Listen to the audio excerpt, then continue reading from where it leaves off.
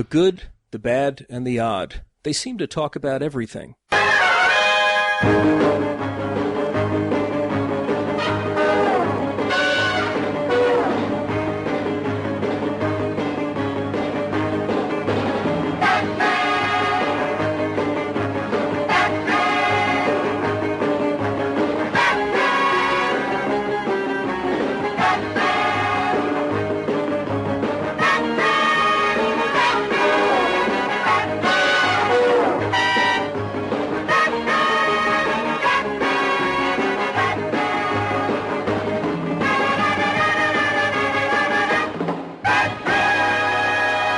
Welcome to this episode of The Good, the Bad and the Odd. We're your hosts Mark and Sam. Today we are paying tribute to Adam West and discussing some episodes of the TV series of Batman.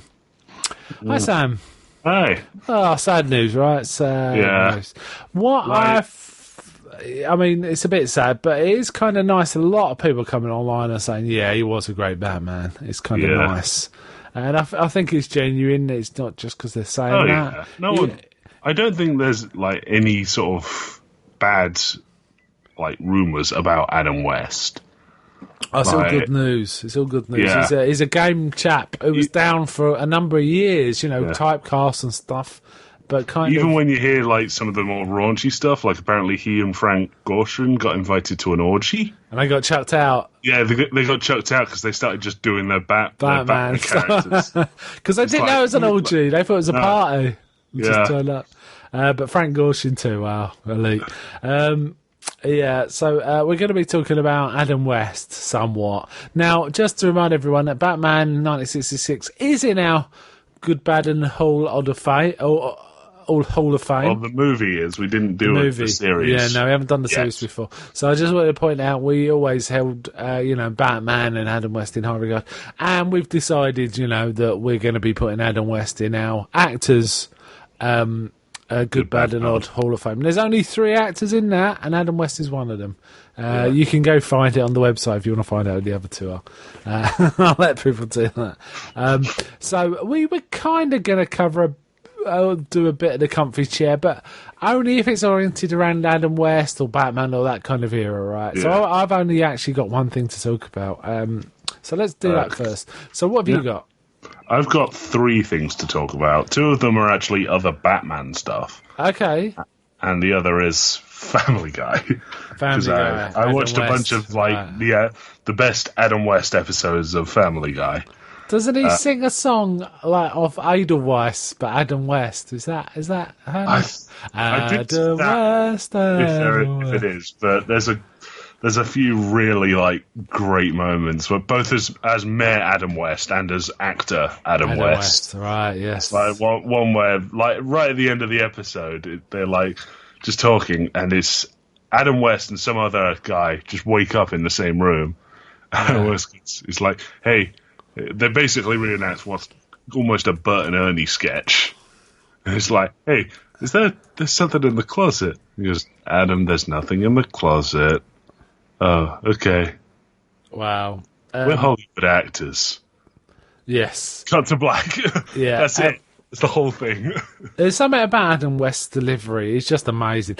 It reminds me of William Shatner somewhat. Yeah. They've both got the kind of thing. And in fact, I found out, and it amazed me, that there was a pilot for a TV show called Alexander the Great, which William Shatner played Alexander the Great, right? Yeah. And Adam West was in it too. So I need to find this film to watch it. You need to find that. I have seen William Shatner in a thing about Adam West when I was a kid. Like I thought it was a TV series, but it must have been this TV movie. But apparently Adam West's in it too, so that sounds kind of amazing.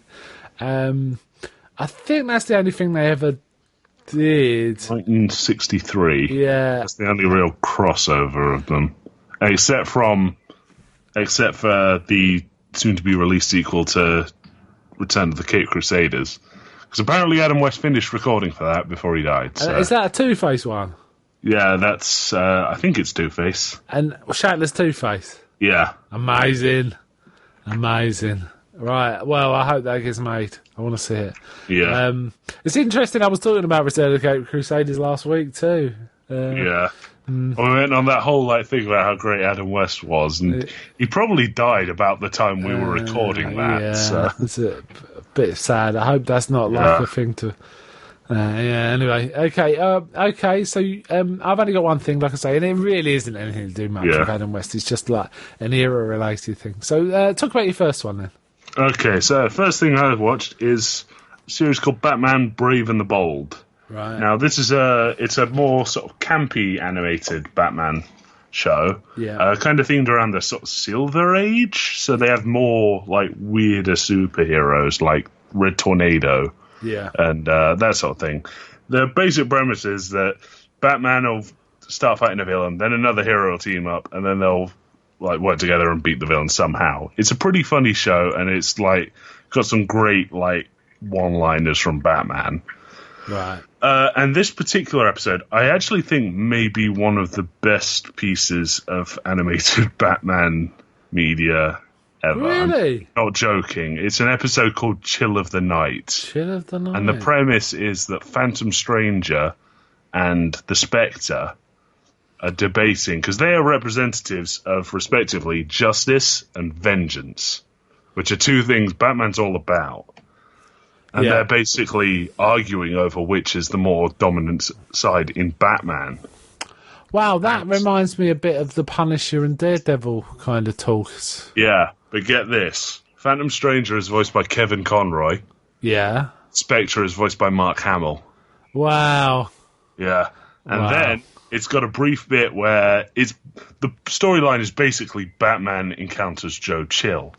Okay. The person who killed his parents. That's pretty dark. Yeah, that is a really dark thing. But it's got a bit where Phantom Stranger takes Batman back into the past temporarily. Right. So you can understand the connection between this dying gangster from the start of the episode and Joe Chill. Yeah. And he meets his parents, who are voiced by Adam West and Julie Newmar. Wow, that's amazing. And there's even a bit where Adam West calls him Chum. Chum. So, Chum. Oh, wow. Amazing. That sounds amazing. I mean, would you put it higher than... I mean, my highest bit of Batman media in terms of that moving picture is Dark Knight Returns, the animated Dark Knight Returns. Is it better than that? I'd consider it higher than that. Wow, I think I need to see it absolutely amazing, because it's even got a bit where he full-on just unmasks to Joe Chill and tells him. Yeah, wow. What's the episode called? Sorry, it's called Chill of the Night. There's a few really good episodes, they did an all-musical one called Attack of the Music Meister, which has got Neil Patrick Harris as the villain. And he sings all of his lines because he can hypnotize people with his singing. And it's really good. There's a really good episode with the Birds of Prey, where they sing one of the most innuendo-laden songs I have ever heard. Wow. Different superheroes about and how Batman is. It's stuff like Aquaman is always courageous, his little fish not so outrageous. That's a bit saucy, right?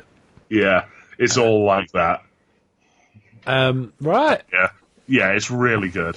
Cool. That sounds really cool. Mine is much less Batman-oriented. In fact, the only connection is the 60s madness. Yeah.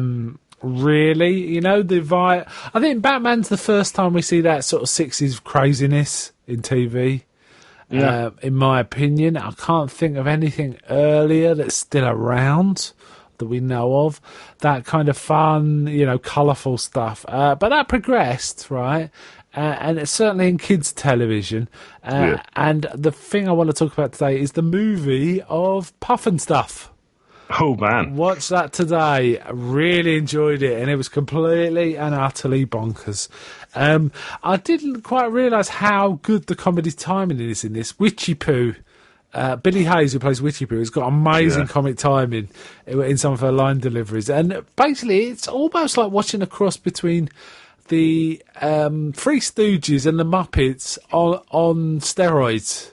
That's kind of the feel of the show. It's like completely... They're on acid or something when they made this. It's completely mad. I can never remember. Was it the film first and then they made the TV series? I think so, but because there's shots from the credits of the TV series from the film. So I suspect it was the Yeah, film but first. then, if I remember correctly, the end of the film is all the witches get together because they get the golden flute. The golden flute is something magical. Have you seen the film? Yeah, but very long ago. We're talking like... I don't remember seeing it. Did you watch it with me? Yeah, you recorded it. You know, I don't remember. I don't remember watching it. I thought I hadn't seen this in many, many years when I watched it. But the thing is, I was thinking, I can remember this really vividly. So you know what? I must have watched it. There's some proper bizarre things. The boss witch turns up, right? And there's all these witches there, and that's my point of contention because I remember there's one of the episodes because we watched them all the bleeding time. Yeah, on DVD. Because my little brother loved them. Yeah. Where they like, who's Boss Witch? I don't know. Yeah. And not even Witchy Poo knows who Boss Witch is. So that's how they get into our castle. Yeah. In this we see who Boss Witch is. She's also got an assistant who is basically a rat dressed as a Nazi. Oh, yeah. With a German accent. He even does the Sieg Heiling. And he says, "Oh, there must be a bed," and stuff like that. It's like amazing. I just like all the little little sidekicks. There's the bat who constantly flies into walls. Stupid bat. But the one who makes me laugh the most is Seymour Spider. Yeah, because he's just a real goober. Seymour and awesome. Yeah, I did laugh though. But the Nazi rat was like, "Whoa." Anyway, I really enjoyed that. If I remember correctly, there was like a sequel series or spin-off series. I don't remember about Witchy Poo owning a hotel. What? How do you know this stuff? It was just like something in the back of my head. And it was just like, oh yeah, this happened. Where is it? There's the Croft Superstar Hour, which I think... That might have been it. As Witchy Poo in 2. Whoa, yeah, it's runs the horror hotel. I can't believe you know that. And there's 11 minutes on YouTube, and it's like wow. Oh. Anyway, really enjoyed know this. that. But it does feel like the start of this would have been Batman, right? This kind of colourful, crazy, zany stuff, and then the monkeys. And then banana splits, and I think a lot of the costume design of banana splits was by the guys that went on to make Puffin stuff, right? Yeah, I'm not surprised. Puffin stuff always makes me laugh because the name is so obviously a drug reference. It just makes me laugh. Anyway, good. I give this 4 out of 5. That's how much I liked it. Okay. But I think it was something that was inspired by Batman. Ultimately, that's the only connection I got. Yeah. Right, go on. Over to you. Okay, now this is another episode of a Batman show starring Adam West. It's Batman the Animated Series, an episode called Return of the Grey Ghost. Okay. Now, this episode's kind of unique in that when you see stuff of Bruce Wayne's childhood, it's generally either when his parents got murdered or shortly afterwards. Yeah. Where he's still vengeful and stuff. Where he's with Alfred. Yeah. But this one is kind of weird in that it shows him before that watching like this old vigilante TV series called The Grey Ghost. Right. He used to like Zorro's the often the one. Yeah, Zorro's his usual one, but it's like the really striking image is like young Bruce Wayne sitting in front of the TV and he's saying like Batman-esque lines. Wow. So because the Grey Ghost is presumably. Yeah, the Grey Ghost is Adam West. He's a character actor, Simon Trent, but he starred in this show called The Grey Ghost, and the premise is that there's someone going around reenacting one of the episodes, but no one can find a record of any of the episodes really. Yeah. So they need to track down the actor to basically figure out where this guy's going to blow up next. Yeah. And it's really great because he's like, Batman's going like, okay, we need your help. We need the Grey Ghost pretty much. And Adam West, he's like, plays it completely straight. He's not doing like, ooh, sort of goofy, like, hello, chum sort of stuff. Yeah. It's like actually acting, not playing about. It's really great. I highly recommend it. Yeah, that sounds cool. Right, I've made a note of both of those. Chill of the Night and Return of the Grey Ghost. Sounds certainly Chill of the Night sounds like epic. Yeah. And the other one sounds pretty cool. Right, back to you then. Last one. Okay, now the last one I watched. Like I say, I watched a bunch of like Family Guy stuff. Mostly it was like best of Adam West stuff. Yeah. But what I ended up watching was the Family Guy Simpsons crossover. Right. Which was apparently a thing that happened, and I did not know about. Premise is that the Griffins go on a road trip. Peter falls asleep at the wheel, so they don't know where they actually are. And while they're stopped at a gas station, their car gets stolen. And then the Simpsons kind of take them in for a time, and it ends up the whole ending sequence is just a chicken fight, but with Homer and Peter. If you don't know what a chicken fight is, it's this weird moment in Family Guy where a giant chicken, just attacks Peter.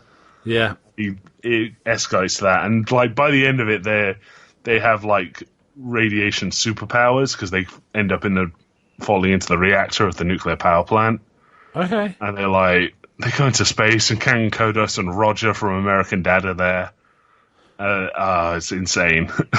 Right. It's quite funny, but there's like so many moments where it's like, oh, we're the parallels of these characters. Yeah. There's even a bit during a court scene where the Simpsons judge, I can't remember his name, he like goes over it, and it like pans between the similar characters. So it's like Quagmire and Lenny, Carl and Cleveland, Mayor Quimby and Mayor Adam West, Right. Bumblebee Man and what's her name, Consuela.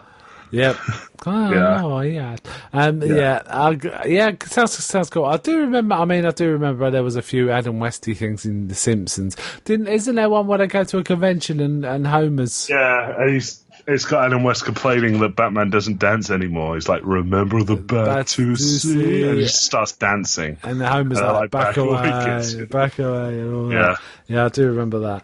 There are some good interviews Seth MacFarlane's done where he talks about like hiring Adam West, because Seth MacFarlane worked at Hanna-Barbera when they were doing Johnny Bravo.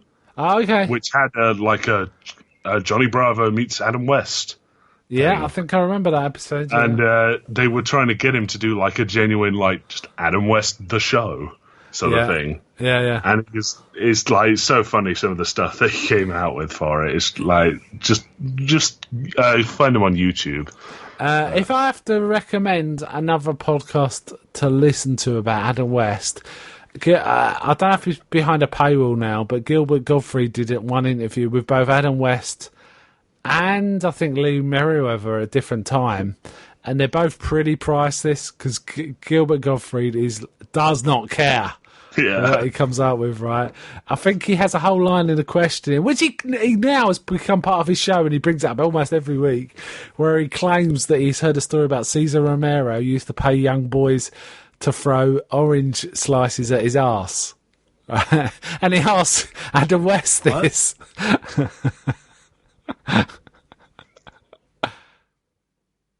Hello? What? I'm so confused. Gilbert Gottfried asked Adam West if he knows about the story about Cesar Romero paying young boys, or not young boys, but young men, I should say, to throw orange slices at segments is his arse. I think Gilbert Gottfried just made it up, right? And he keeps bringing it up now. It's like their signature reference thing on the show. If ever you listen, it's a good podcast. Gilbert Gottfried's Amazing Colossal Podcast is called, but they're constantly talking about Cesar Romero's arse. This is really flummoxed you, hasn't it? I can tell. Yeah. What the?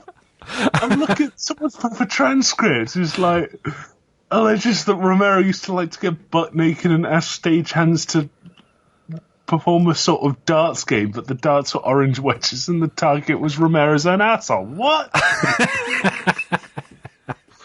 What the hell? How do you even come up with that? I don't know. It's Gilbert Gottfried, right?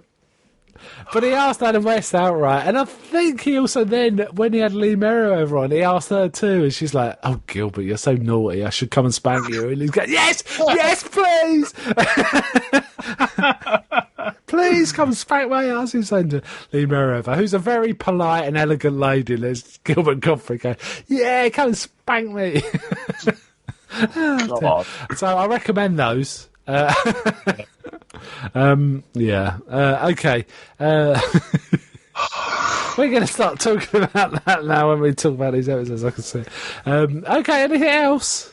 No, that's it for me. Okay, so in our next one, what we watched some of the Keystone.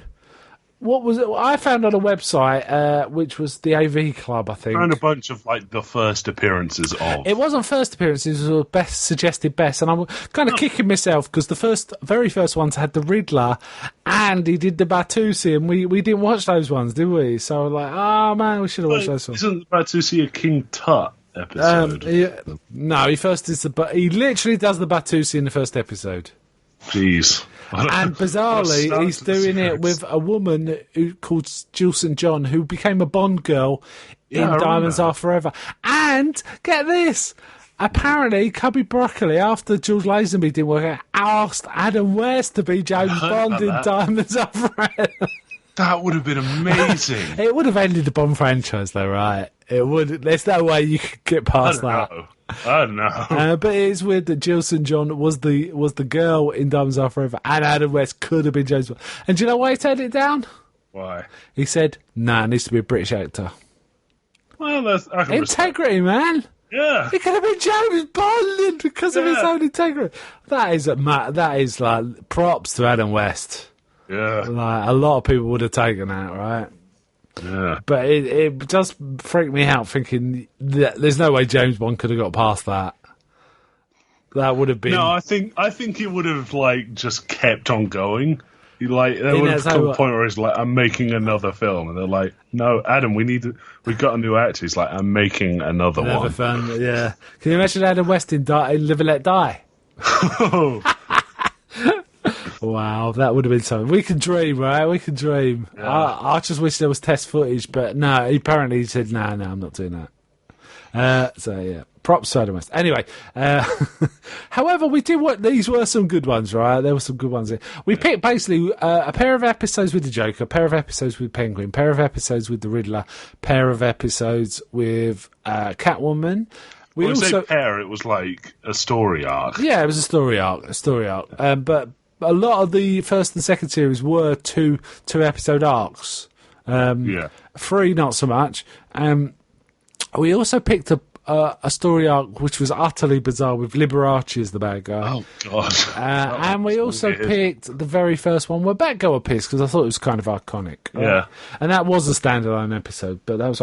However, it did kind of run into the next one, didn't it? Because the Riddler made a phone call right at the end, and I think it was kind of an ongoing. They turned it into like an ongoing cliffhanger by just saying who the next villain was. Yeah. Anyway, let's talk about the first one. The first one we watched involved the Joker, and it's from season 1, episodes 5 and 6. The episodes were called "The Joker is Wild," and the second episode was "The Batman is Riled." Yeah. This is, I believe, the first outing of the Joker. Yeah. Cesar Romero, right? We all know the laugh.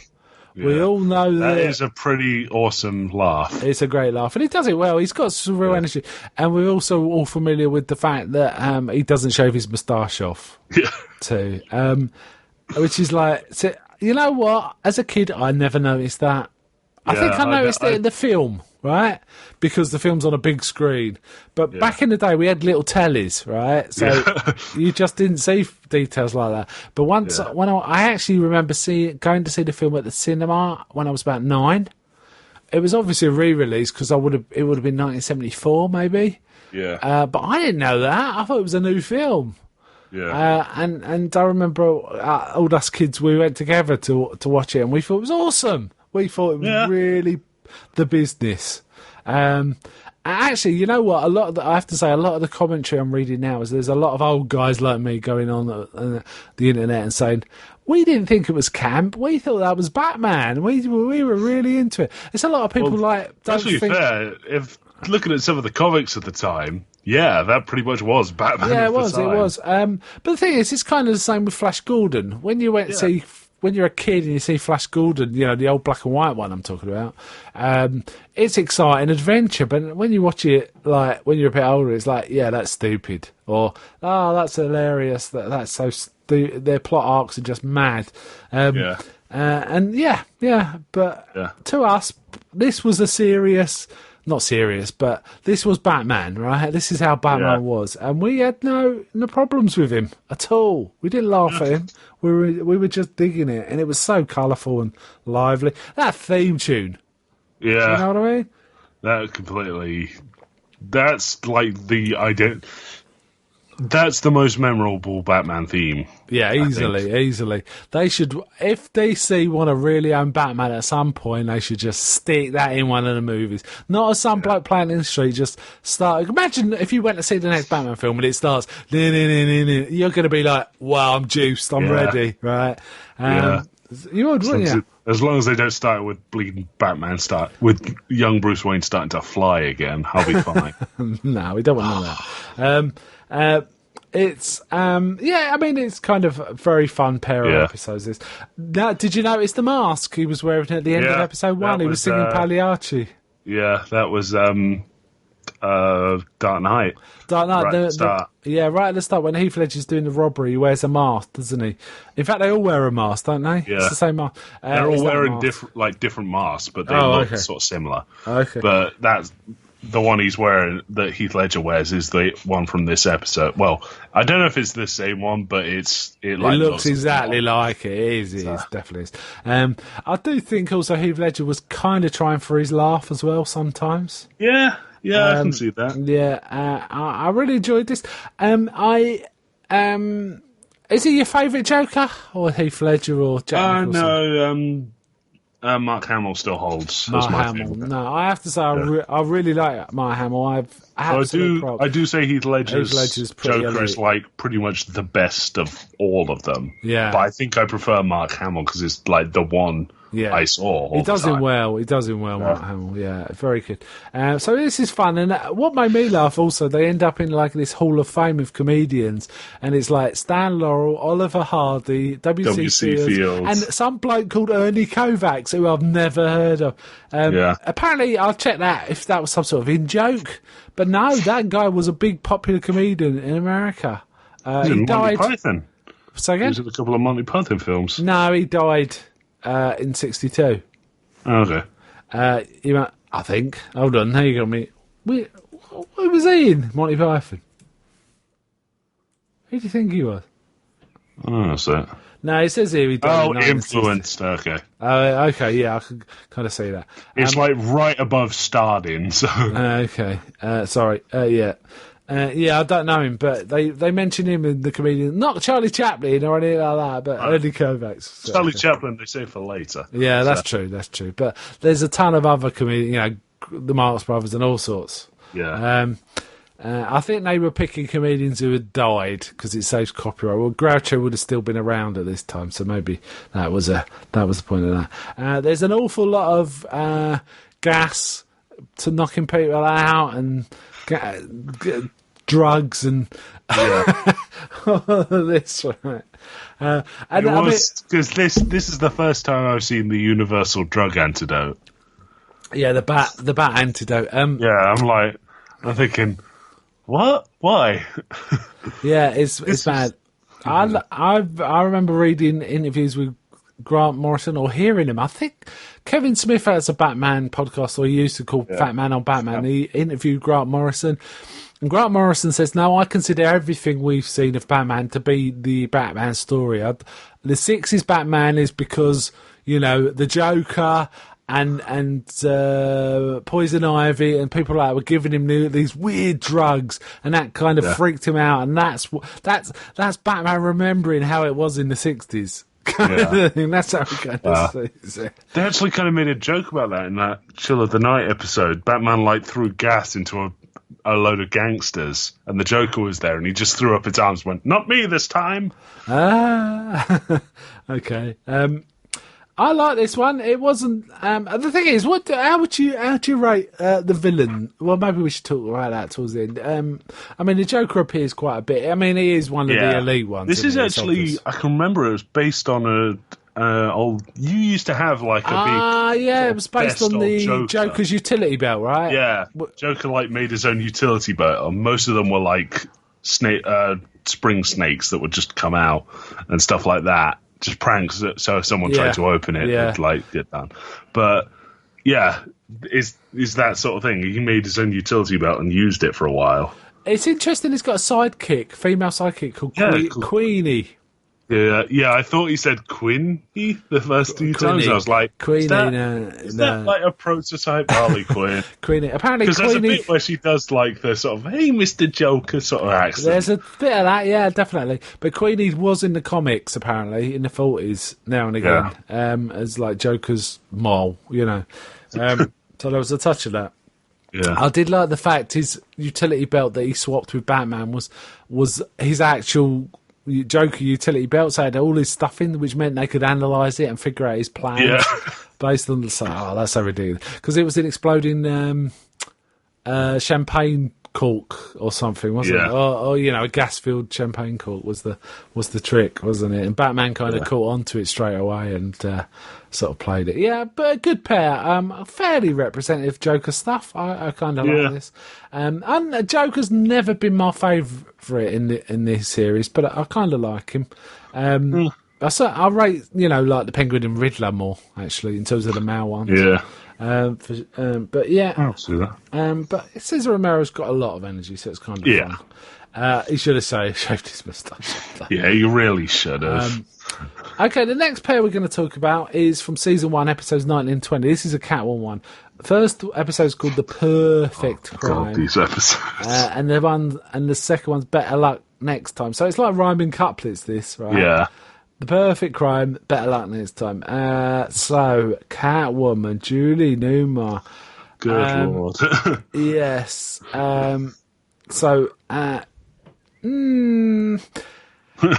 do you think of Julie Newmar? I quite enjoyed it. I thought she was really good. You know what? I've always underrated her, I think. I thought she was excellent in this. She looks really young as well. But she basically defines the Catwoman role in this series, right? In this. Yeah, kind of. She, pulled it off and it worked. And, Eartha Kitt and Julie Newmar, Lee Merriweather, were basically copying her style. Yeah. I'd say. She's very good. She looks really cute, doesn't she, as well? That kind of helps. Yeah. And a lot of flirting with Batman. Well, not as much as, your usual Catwoman story. No, I think... No, we're used to it a bit stronger now. Yeah. Right? But I thought there was plenty, actually. Yeah. There was a lot of it, but they came down a bit too heavy on the puns, so she ended up sounding a bit like Miss Slocum. Yeah, there was a bit of that. It was the bit where she kept going on about her bleeding pussy willows. Yeah, my pussy. I'll never run out of pussy willows again. Yeah, she wanted money so she could buy more. I forgot to mention it with the Joker, but I have to say the henchmen in this series are pretty substandard, right? They're middle-aged blokes, aren't they? And a couple of them. The Joker had 3, didn't he? What was it? I can't remember their names. He had 4. He had Stan, Ollie, WC, and Ernie. Well, in this, Catwoman's only got 2, Leo and Felix, right? Yeah. Who've got these silly-looking Russian hats. With, cat ears on them. With cat ears on them, and they wear this, leopard skin tops. It's like, yes. She's... I like the fact she's got lots of tigers around the place. That kind of moment. Yeah, that was a bit Flash Gordon. Yeah, it was a bit. If I push a button, there's a tiger. Batman had to fight with a tiger. I have to say, the Statman was in there fighting a tiger, right? Yeah. It was a fairly placid tiger, but they were resting a bit. And I have to say, it was a good match. The Stuntman did look like Adam West. Yeah. At one point, I thought, is that Adam West fighting that tiger? And I thought, that would be ridiculous. He would be like, okay, I'll get in and fight the tiger. Yeah, but the insurance would not allow a leading man to fight a tiger. No. This isn't Australia, after all. No. It's, and he fights the tiger and then climbs up. He pulls out some claws, doesn't he, and climbs up a wall. Yeah, he climbs up a wall and then uses his...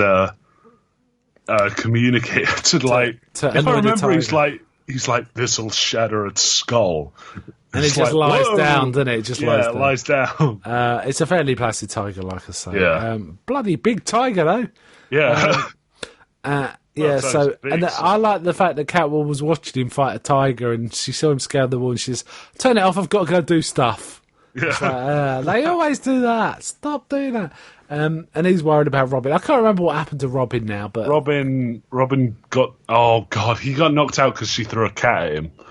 right, okay. She literally just threw the cat at him and he collapsed. Yeah, it's weird. I was thinking, what is like the thing going to be? He's allergic, but they never explain it. He just like fainted when she threw the cat at him. Yeah, no, they don't explain it. We do see her in silhouette for the beginning of the episode. They don't actually show her, do they, for the first minute or so? So we're a bit mysterious. Bloody hell, that costume was tight. I knew you were going to bring it up eventually. I couldn't help it, but bloody hell. Yeah, I mean, again, that kind of defines both this series and a lot of cinemas Catwoman, doesn't it, really? Yeah. Well, that's Catwoman in general is a tight outfit. Yeah, it's often purple, isn't it, in the comics? In the comics for a while it was like purple, but I think they've switched to like black or grey now. Yeah, and often it's like a more combat-ready outfit too, isn't it? Certainly in the games, in the video games, we see a lot of that. And often her, cat-like features are she's wearing goggles and stuff. Just like that. Yeah, so she had two very, very substandard henchmen and a couple of what about 4 tigers? Because didn't Robin almost go into a tiger pit at one point? Yeah, that was. We get a bit of Aunt. She ended up in like a pirate's trove somehow.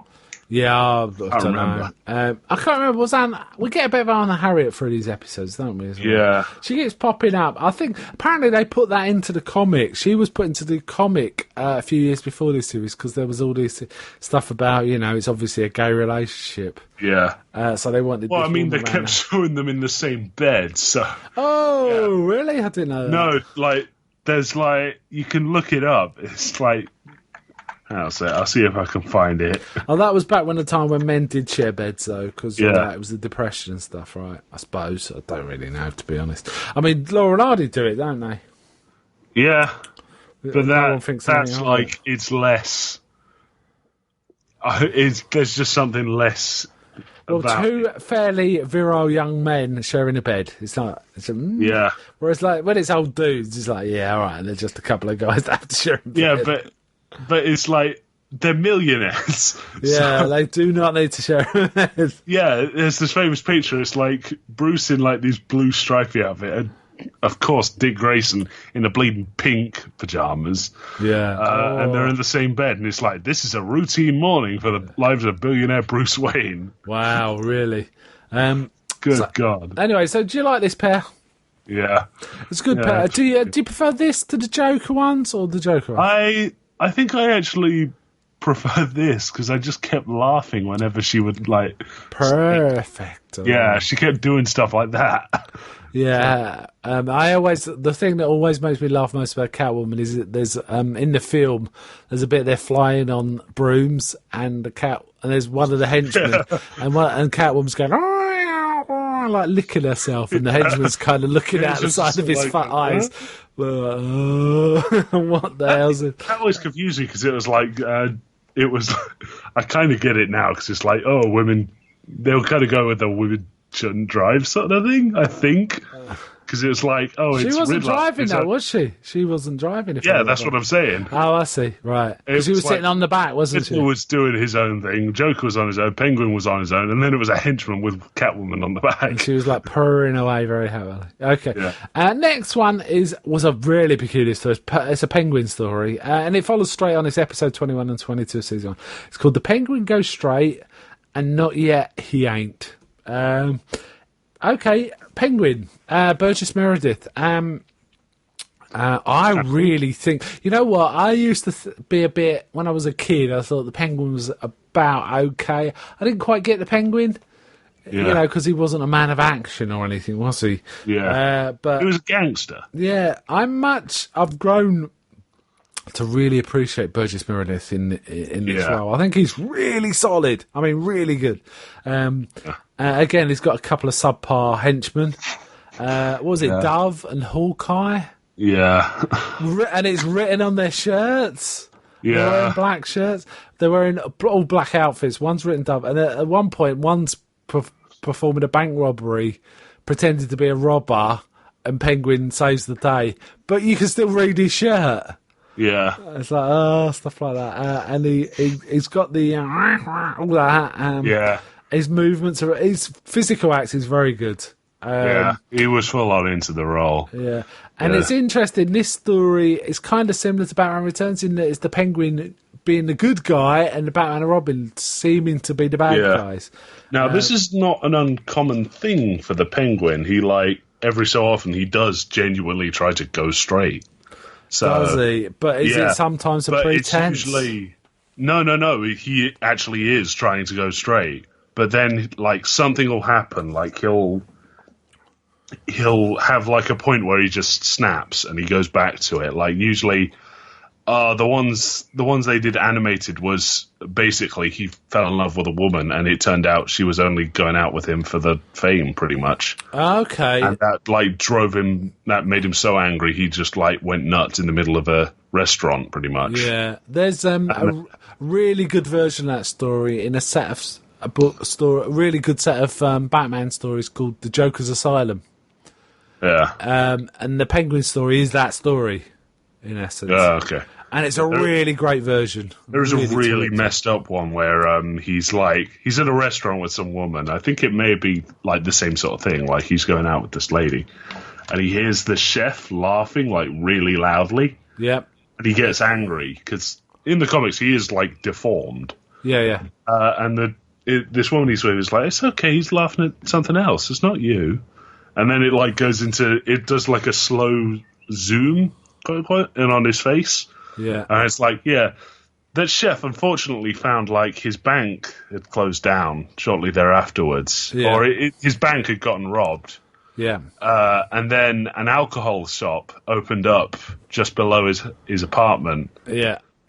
He And basically destroyed his life, right? He destroyed the Yeah. chef's life because he heard him laughing. Again, that's in this. That is all amalgamated into this Joker's Asylum story, which I think takes some of the greatest stories of each character and reworks it into this set. Well, which might be why it's such a good set. Actually, I hadn't realised it was taking other stories that way. It's a definite recommend to me if you like Batman comics. The Joker, as I say, the Joker's Asylum. I think there were two sets. And each story is about one of the Batman villains. So there's one about Harley Quinn. And there's one about Mad I remember Hatter. the Poison Ivy one's pretty messed up. Okay, yes. It's a good set. So basically he turns all this around. He's got this protection agency, isn't he? He's looking after stuff. And Batman and Robin have to break in to look at some jewels. So they can make copies and it's properly messed up. Alfred gets involved in the scheme too, doesn't he? Yeah. So no one ever puts together that it's Bruce Wayne and Dick Grayson, do they? Ever? No. They sound exactly the same. It always makes me think when the commissioner's talking to Bruce Wayne, he sounds exactly like Batman. He never on the phone. There is an he never episode picks it up. where he has to, where Chief O'Hara and the commissioner are listening into Bruce Wayne and Batman. Wow. And he has to do a two-phone conversation between them. So and they both sound exactly the same, right? well, no, he does he's a little bit sort of sterner as Batman. Okay. Right. So he's it's But it's the fairly same. different. Yeah.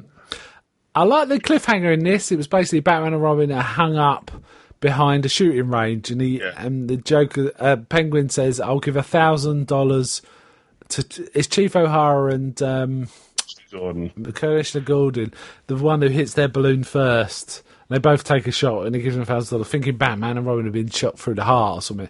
Yeah. But we do see a bit just before they get shot. Batman and Robin turn and put their feet against the wall and stand almost horizontally, and it turns out they got bulletproof soles of shoes.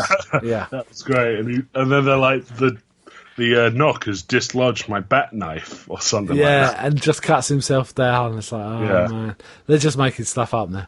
There's a bit of that. And in the end, he doesn't even go straight. He just steals all of his marriage Yeah. Wedding presents, It's right? like he could have been set if he'd have just sucked it up for like 5 minutes. Yeah, and he just didn't. And he stole the Batmobile, didn't he? Didn't he stole the Batmobile. For he thought Batman and Robin were dead, right? That was the. Yeah. Didn't something blow up? Oh no, it was. Yeah, something blew up and destroyed Batman and Robin, or something like that. Anyway, there was he was driving around it. He called it the Birdmobile. Didn't he? He like painted birds on the side and attached like a mount for his umbrella. Yeah. Which actually brings me to one point I wanted to raise. Batmobile in this. Best Batmobile? Yeah. It's a really good Batmobile, isn't it? It's a really solid one. I mean, there's been some great ones. I really like, the one in The Dark Knight. And that trilogy, the Tumbler. I really like that. But this is the best Batmobile. When you're hitting the Batmobile, this is what you think of, right? Yeah. The thing about the Batmobile is I think it kind of has to be a bit campy. Because there's no serious way you can make a car with bat wings on it. No. But it looks the business. Unless you go like, it's not like that at all, like with the Tumbler. So you need to be a bit campy, which is like the Tim Burton films and even the Joel Schumacher films got them that pretty good. Yeah, they're all okay. I'm not saying I don't think there's ever been a bad Batmobile, apart from maybe in the 40s, where it was just a car painted with a face on. Although I'm not too much of a fan of the Batmobile from Dark Knight Returns, where it's just like a tank with a head. It's a tank with a head, yeah.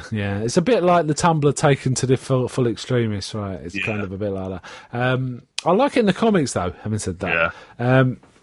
Because it's so radically different. We're kind of used to it now with the Tumbler, aren't we, to being so different. I should have mentioned, have there been a few climbing up buildings, up the sides of buildings? There weren't any in these ones we watched. At least I didn't spot them. Didn't one of these episodes start with Dick Grayson doing ballet? And then him complain about a bit aching when he was climbing up the side of the building because he was out of shape. I can't remember that, if it did happen. There was he was doing some ballet at the beginning of one episode. That was amazing. I think it might have been the very first one, actually. It might have been the Joker one.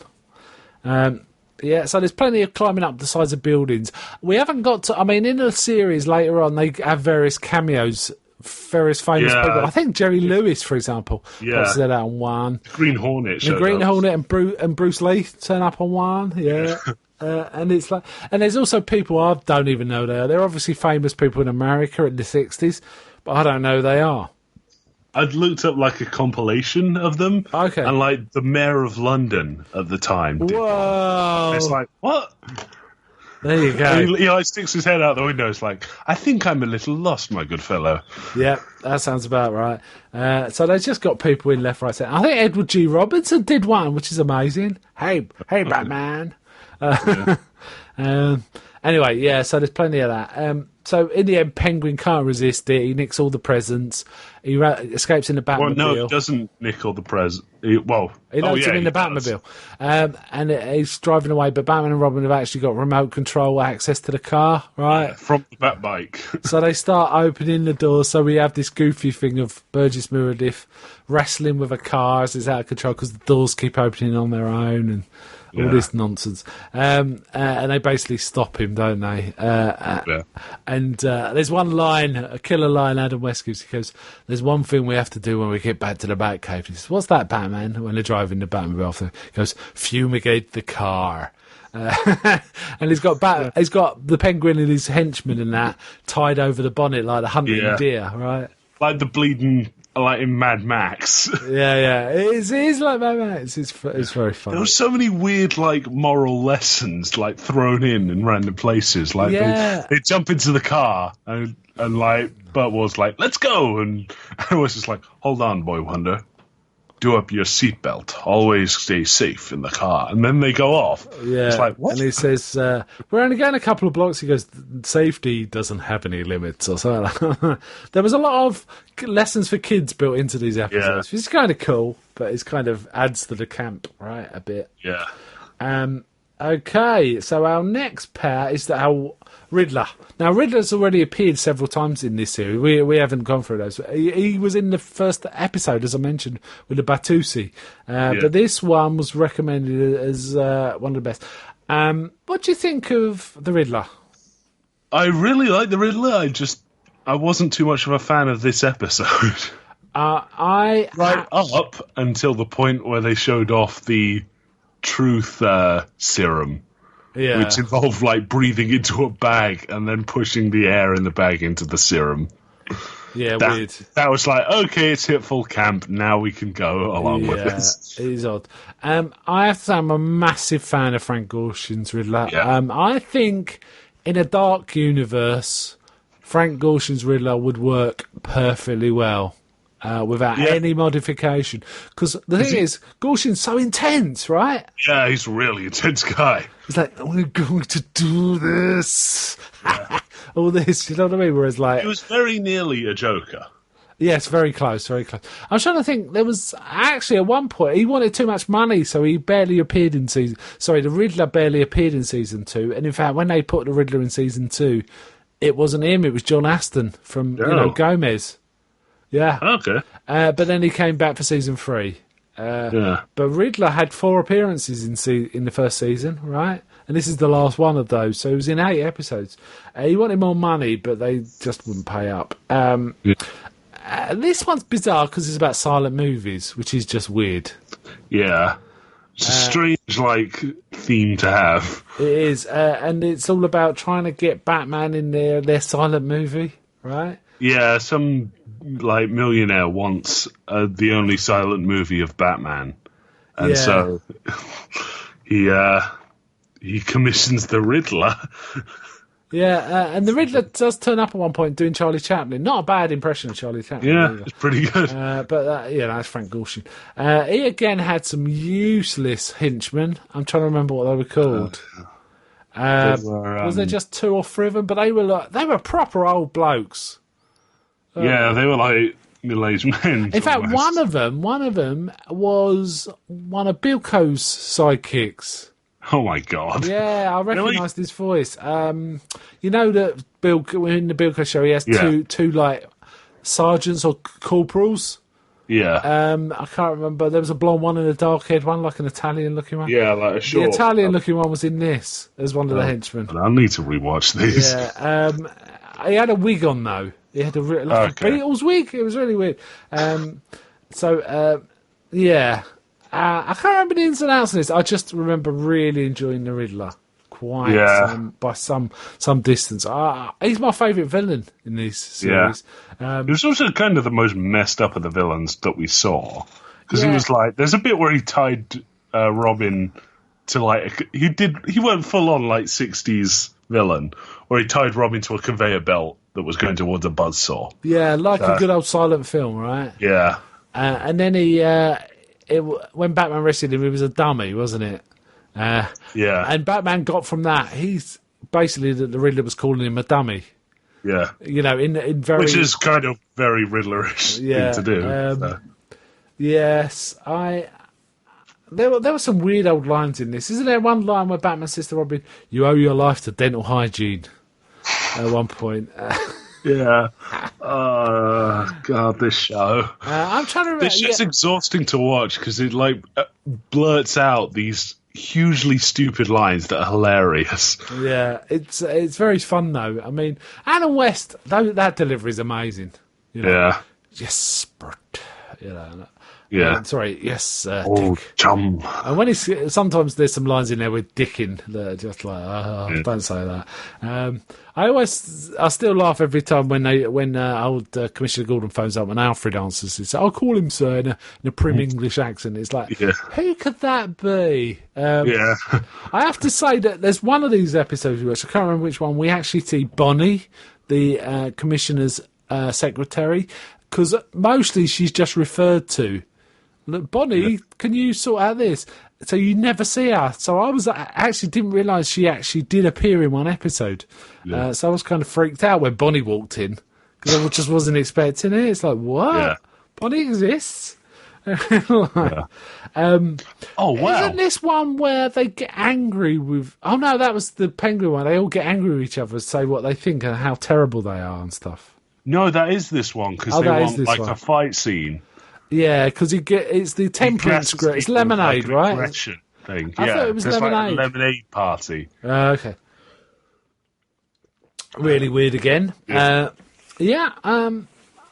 wasn't the best. I think on reflection, we should have watched the pilot and part 2 because it's the first time we see the Riddler, and I have watched a bit of it. And man, Gorshin has it down pat straight away. There's no trying to find your character in this. It's I am this guy, and it really works well. Wow. So I did not know this. Gorshin was in another Batman show, where he was Dr. Hugo Strange. Huh. Really? I didn't know that either. Was that an animated thing? Yeah, it was The Batman, which was a pretty good show, if I remember correctly. Okay. I mean, we could have picked some other villains. We went in the end with a Bizarro we went with kind of Liberace. the movie villains. Yeah. I mean, the other significant ones from there was quite a lot when you start looking at it. There was one called the Bookworm. Egghead was odd. That was Vincent Price. Yeah, Egghead was Vincent Price. Egghead was brought in because they looked at Lex Luthor and decided he was too boring. So they created Egghead. So it's like Lex Luthor. Lex Luthor makes giant robots. I know, but they had Egghead. King Tut is pretty elite. Mr. Freeze, there's 3 different versions of Mr. Freeze. Yeah. One of them is Eli Wallach. Oh, wow. Which is amazing when you think about it. You know, the guy from The Good, the Bad and the Ugly. Yeah. I'm trying to think. Oh, man, Clock King's in this? I don't know who that is. Mad Hatter was in it. Yeah. I'm looking through like a list of the episodes and it's got like the villains. Joan Collins turns up in one and she's called The Siren. Yeah. There's one which was actually written as a Riddler episode, but when Gorshin turned up, they converted it and called it The Puzzler. There's one called The Puzzler, which is very Riddler, but not surprising. Okay. I can't think of any. There's lots. There's like weird ones that are like Louis de Lilac, who's like a foppish gangster. There's Shelley Winters turns up in one as like a gangster's mother. I think it's called Mar Parker or something like that. I'm looking at the list of stuff. It's like, wow. Yeah, no, some of them are pretty bad, actually, in terms of... This is rough. Yeah, but you'd have to watch them. I'm happy to watch them, actually. I think I might start working through them, because they are a lot of fun. Oh, I need to read the Batman 66 comics. Because I just spotted something. It's like, Siren appears in the Batman 66 comics, where she collaborates with Shandell, which is Liberace's character. That sounds amazing. Ooh, that sounds good. Yeah, let's actually get onto the Shandell episode. That was season 2, 15 and 16, right? Yeah. I think this is Liberace's only appearance. And the pair of episodes are called The Devil's Fingers and The Dead Ringers. And basically we have Liberace being Liberace pretty much, but his character called Shandell. But it also turns out he's got an identical twin brother called Harry, who's much more traditional 40s gangster type. Yeah. Liberace can't act. That's the first thing. Not at all, right? And in essence, in this episode, he's wooing Aunt Harriet. Yeah, that was really who's about 60-odd. Yeah. And he's getting her to sing, and she can't sing either. And that I was confused. He was being blackmailed by his brother, gangster brother, because he faked a concert because he had an injury or something, and he was using a piano roll rather than actually playing. Yeah. And that, oh god, this episode was amazing. They got 3 sidekick women dressed as Do Re Mimi, right? Yeah. That's I should have mentioned. I forgot to mention Riddler. The woman, he had a female psychic, didn't he, the Riddler? And it was Sherry Jackson, who's really famous for an episode of Star Trek, which I can't remember. It was one where the guy that plays Lurch, Ted... Oh, what's his name? Who's the actor that plays... He's one of the window cameos. So again? He's one of the window cameos. What, Ted Cassidy? Yeah, he leans out and goes, I think I'm in the wrong place. Yeah, that sounds awesome. Anyway, Sherry Jackson, she's a beautiful woman, but she appeared as a Riddler's... I can't remember her name in it, but she's the one that he used the truth serum on. Okay, she's wearing like a red raggy dress, isn't it? Anyway, sorry, I had to mention that. But in this, he's got 3 women called Do, Ray and Mimi. And he's gay as a hussar, and he's got these 3 women... And they're wearing these little miniskirts, tartan miniskirts, and trying to do a Scottish accent. and they fire a bagpipe. Well, they only do it sometimes. Is the They thing? fire, and they fire a bagpipe at people. That sounds awful to incapacitate them. This must have been in the comics. It was so mad. It has to have been. Yeah, That's it's so stupid. and there's one bit also. Batman and Robin had gone on holiday. Bruce is camping they've with gone some off on bloke. separate things. So, Dick's got a school trip. He's got a date with a girl, and he's saying, "Well, gee whiz, so and so." Bruce is camping with some bloke. Yeah, I don't know who that was. They say it's like a millionaires club. So, Right, okay. I guess that's its own thing. We have Liberace seducing Harriet. Aunt Harriet. This poor old lady. And Commissioner Gordon and Chief O'Hara have to try and do some police work. And they are truly awful. They looked at the screen and we'll have to actually do some work around here. They're terrified now. Yeah. This was properly stupid. Yeah. Who was there? Now, someone does stick their head out, don't they? I can't. Oh, no, they don't. No, they don't. It was ridiculous. I mean, Liberace could not act. He was just about saying his lines. And they even had a piece where he got to play in his spangly outfits for a reasonable amount of time. And isn't there one point where he says, Bruce says to Dick, "You've got to remember this concert, note for note." No. They get pushed into a machine that stamps out the paper reels. No, but also, we'll come to that, right? But there's also a bit where he gets Dick to try and remember a concert. Yeah, we see a little that's how they identify that he didn't play it, because he plays it a little bit differently from some other guy, right? Yeah. Yeah, and he was the reel of the other guy, so... Yeah. Anyway, they're in this... You're quite right. The cliffhanger, they get pushed into this piano paper pressing machine, which is going to punch holes in them. Punches holes in them. But Bruce says, all right, follow my lead. Do what I do exactly. And then he starts scatting, jazz scatting. And Robin isn't copying him at all. He's just doing his own thing, isn't he? They're both going like this. Then it spits them both out, and they're like, that was the exact sequence of notes that we needed. That cut around our bodies. It's like, oh, you're having a laugh. This was proper. Right, this is ridiculous. Right. It was fun though. I mean, Liberace was a terrible villain. Yeah. And I did quite like the idea of a musically themed villain, which it did show up in Brave and the Bold. But the whole thing of him being blackmailed, but he's fully okay with being a supervillain. Yeah.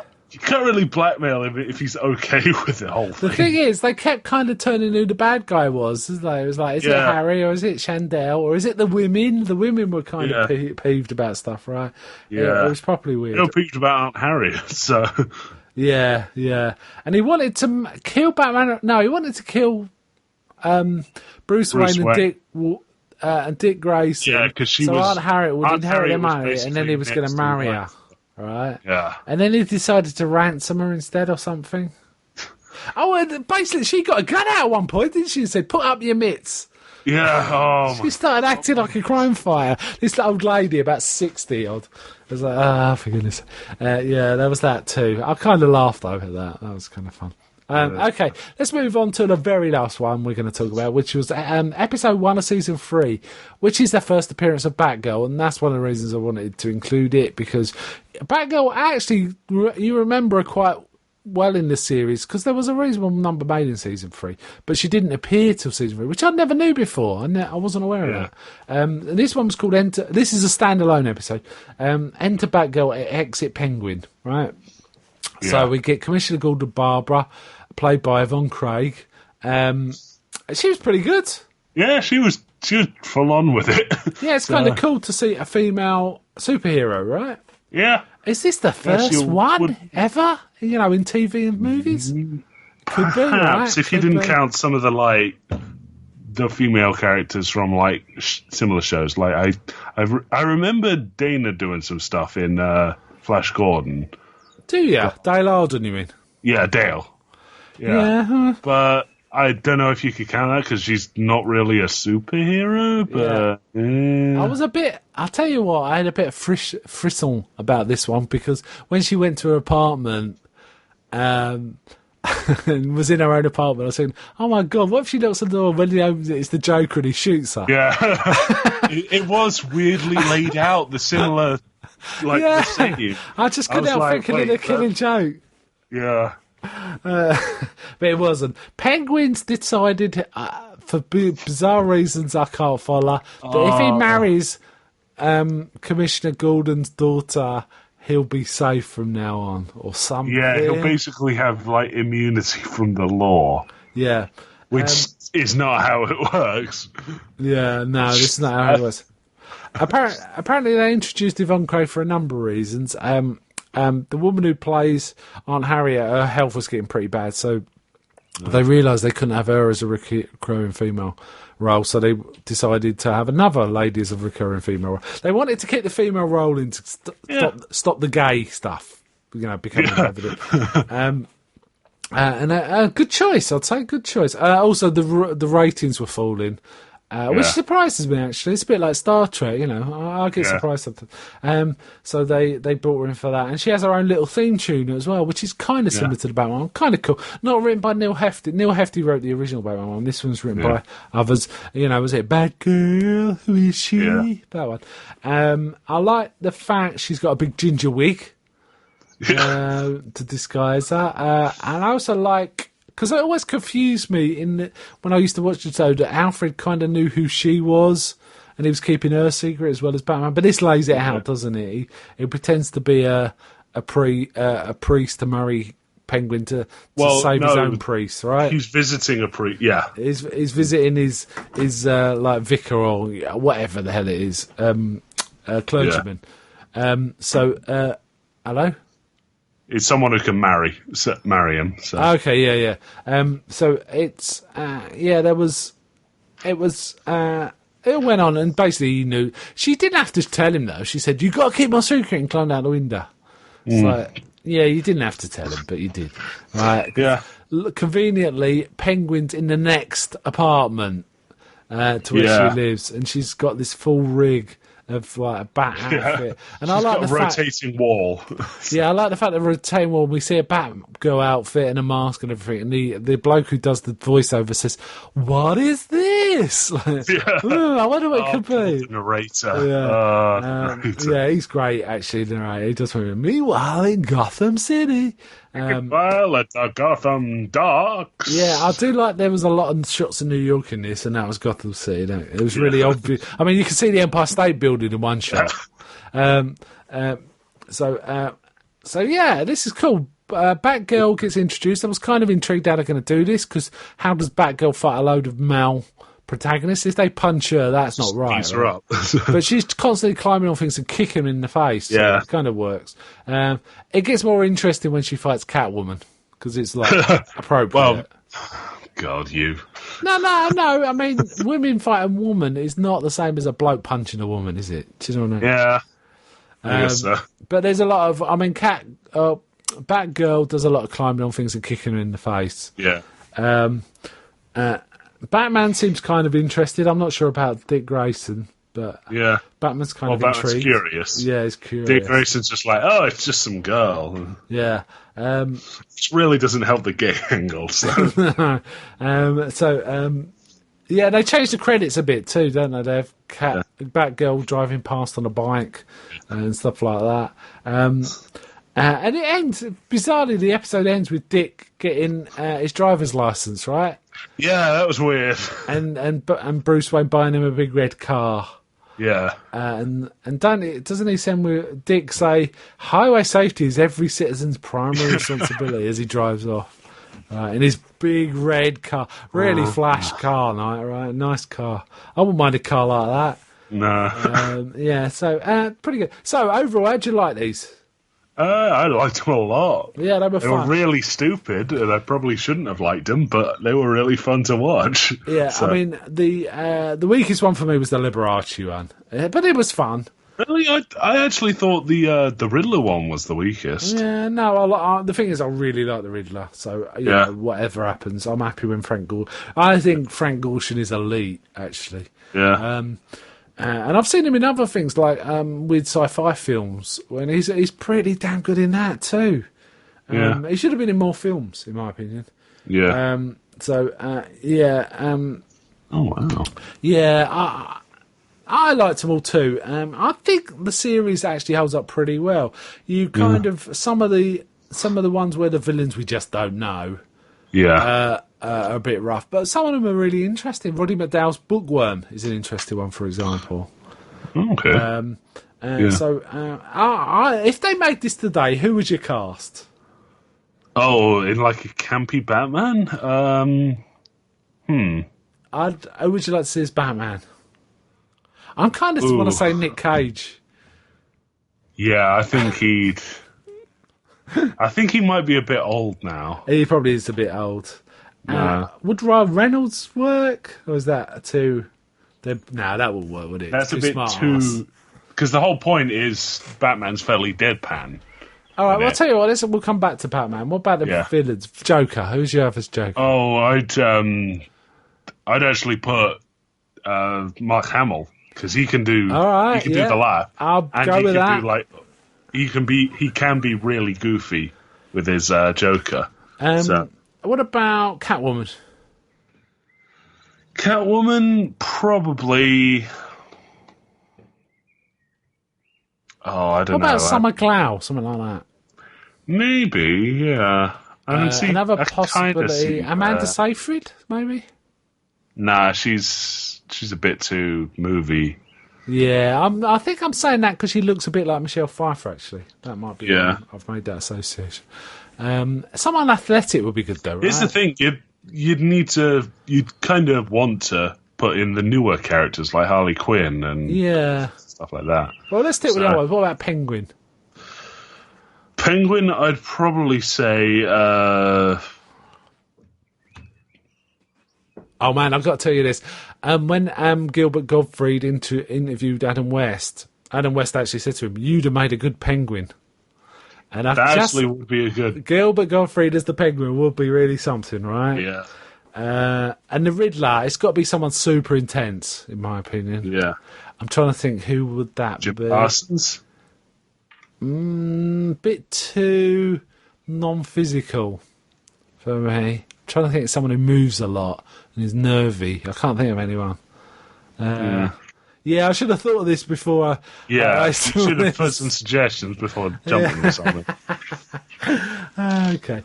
Weirdly, mentioning Jim Parsons, Melissa Raunch, the Howard's wife from Big Bang Theory, she's going to play Harley Quinn in the next animated film. How about that? That's interesting. Yeah, I can kind of see how that would work. Yeah, that would work for me. All right, I'll tell you what, let's park this here because I'm having trouble. I'm trying to think of a Batman, and it's kind of difficult because it has to be someone young and pretty physical. Do you think the bloke that played the sheriff in Stranger Things is too big? That might actually be a good one. I know he's cast as Hellboy in the new film. So. Oh yeah, I'd heard about that. That's great casting. Yeah, but I think he could but he'd be a serious Batman, right? Around all these. Yeah. There's no way he's going to be like Adam West. He had some really good sort of deadpan humour in Stranger Things. Yeah, he did. Then who would you do as Robin?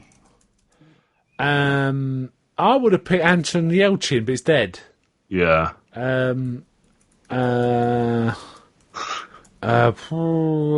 don't know. Robin's kind of tricky, right? Don't know. Not sure. It's got to be someone youngish. The new guy who's doing Spider-Man might have been good. Yeah. Who's doing that now? I could see him as doing like a Burt Wardy sort of. Yeah, something like that. It's got to be a smart ass. Well, Robin's not a smart ass as Spider-Man, is he? But he's not far off, with his quips. So yeah, tricky. Dick Grayson wasn't really like a quippy sort of guy. He was just like an extra hand. Yeah, no, it was really Tim series. Drake and the later guys. Yeah, you're right. But in the TV series, he got known for his punning, holy whatever. Not puns, Yeah. but his comments on things was holy, whatever it was. Tricky one. So anyway, Adam West. Let's just come back to Adam West. Great in Batman. Yeah. He's one of those characters that that version will probably never be surpassed in terms of how it delivered. It really works. It's a bit like Shatner and Kirk to my mind. You can have another actor playing Kirk, and that's fine for this generation. But when you want to go back and see what Kirk really, the essence of Kirk, you go and look at William Shatner, and the essence of Batman, you go and look at Adam West, right? Yeah. In my opinion. Yeah. Okay, so let's call it a night there. I'm not sure what we're going to do next week, but we'll figure something out. So bye from me. Bye. Adam West, Adam West. A little bit softer now. Adam West, Adam West. Adam West, Adam West. I'll come out when they're all gone.